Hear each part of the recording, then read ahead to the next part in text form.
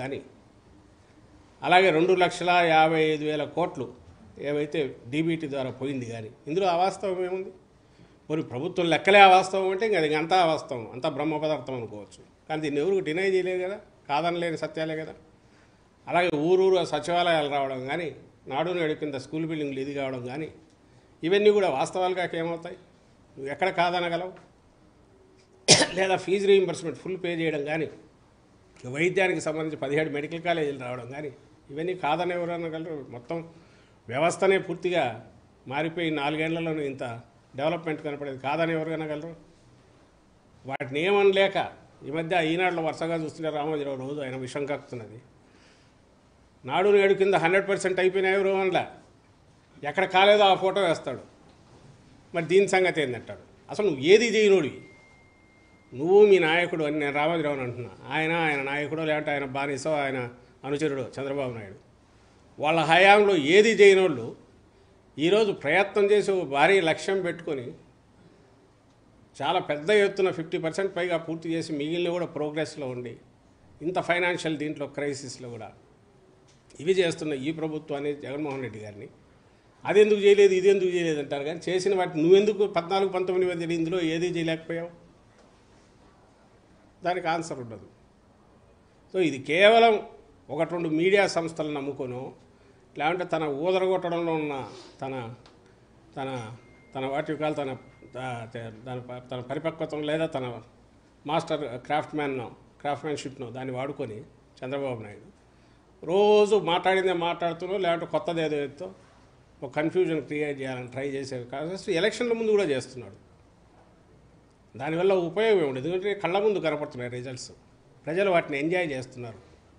రాష్ట్రంలో 87% మంది ప్రజలు ఖచ్చితంగా డైరెక్ట్గా బెనిఫిట్ పొందారు.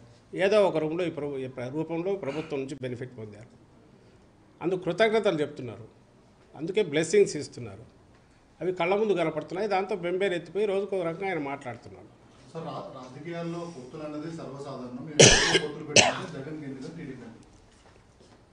రాజకీయాల్లో పొత్తులు అనేది సర్వసాధారణం. మేము ఎవరితో పొత్తులు పెట్టుకుంటే జగన్ కింద టీడీపీ.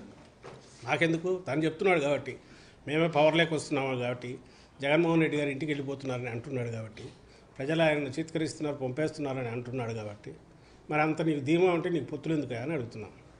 మా అంతటా మేమన్నా ఆయన ఇష్టం ఎంతమంది కన్నా పెట్టుకోండి. కానీ అయిపోయింది, వెళ్ళిపోయాడు. ఇప్పుడు ఇంతకుముందు ఆయన పవన్ కళ్యాణ్ అన్నాడని ఎవరో అన్నారు, ఏది మేమే అధికారంలోకి వస్తున్నామని. అంత అధికారంలోకి వస్తామని ధీమా ఉన్నప్పుడు, ప్రజల్లో జగన్మోహన్ రెడ్డి గారి పట్ల ఇంత వ్యతిరేకత ఉందని ఆయన అనుకుంటున్నప్పుడు, ఇంక పొత్తులు ఎందుకు? నేరుగా తగలొచ్చుగా. ఆ సీట్ల దగ్గర అంత గందరగోళం ఎందుకు?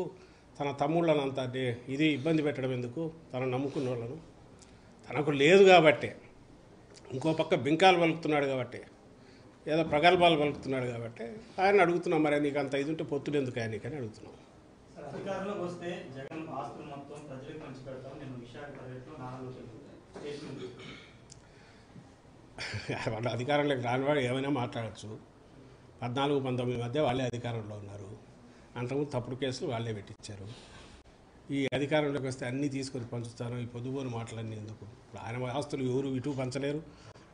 2 ఎకరాలు 1/2 ఎకరా నుంచి అక్కడికి ఎదిగినాడు లక్షల కోట్లలోకి. అవన్నీ మేము పంచుతామంటే కూడా అంతే అసంబద్ధంగా ఉంటుంది. జగన్మోహన్ రెడ్డి గారు నేను వస్తే అవన్నీ పంచుతానంటే ఎప్పుడు అనలా జగన్మోహన్ రెడ్డి గారు. అవి ఎలాగో రామనే ధీమా, ఇంకోటి వచ్చినా ఏం చేయలేరు అనేది ఒకటి. అక్కడ ఏమున్నాయనేది అన్నీ రికార్డెడ్గా ఉంటాయి. ఒకవేళ చంద్రబాబు నాయుడు ఉంటే వాళ్ళ పెట్టుంటాయో, జగన్మోహన్ రెడ్డి గారివి అట్లే ఉంటాయి, ఇంకొక నాయకుడివి అట్లే ఉంటాయి. అవి రికార్డెడ్గా ఏమున్నాయో అవన్నీ ఆస్తులు అవుతాయి. వాటిని ఒకటివి ఇంకోటి లాగి పంచడం, ఇంకోటి అనే అసలు ఆ ఊహనే ఎందుకు వస్తుందో వాళ్ళకి అర్థం కావట్లా. ఉంటే వాళ్ళకుంది ఇది నియంత లక్షణాలు, లేక లోపల ఆ కోరికలు, మేము వస్తే అది చేయాలి ఇది చేయాలి తాపత్రయం. అది ఏమీ చేయలేని వాళ్ళు, అసమర్థులు, మాట్లాడి నోటికొచ్చేట్టు మాట్లాడే ఇవి తప్ప వాటికి ఆచారత్వం ఉంటారు. దాన్ని అంతకుమించి దానికి వాల్యూ కూడా లేదు వాళ్ళు చేసేది.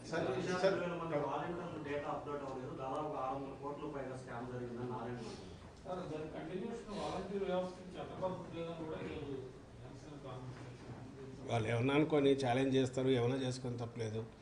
కానీ ఏ డేటా 1,02,000 మంది వాలంటీర్లు డేటా లేదు, 617 కోట్లు అవినీతి జరిగింది వాళ్ళ పేరు మీద.